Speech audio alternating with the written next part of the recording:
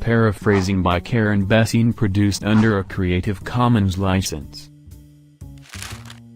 So, you are doing some research and you found some important facts? Great. Time to paraphrase, that is, take the facts and put them in your own words. As you do, keep these points in mind. First, your paraphrase must be accurate. You cannot change the author's meaning. If the author says something might be a problem, you cannot say it is a problem. That paraphrase is not accurate.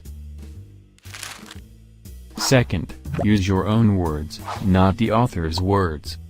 Your paraphrase should sound like you, not like the author or like a robot. What would you say if you were explaining the idea to a friend? Third, paraphrasing doesn't change the ideas.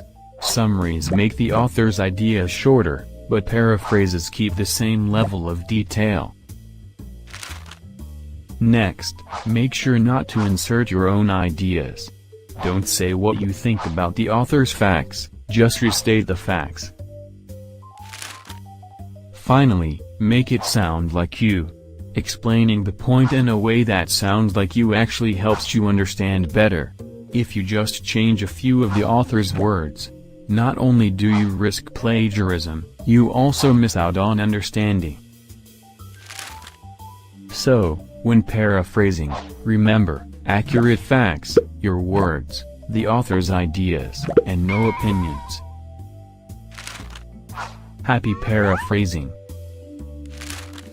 Prepared by Ms. Bessine for Green Hills School, in conjunction with RU 514.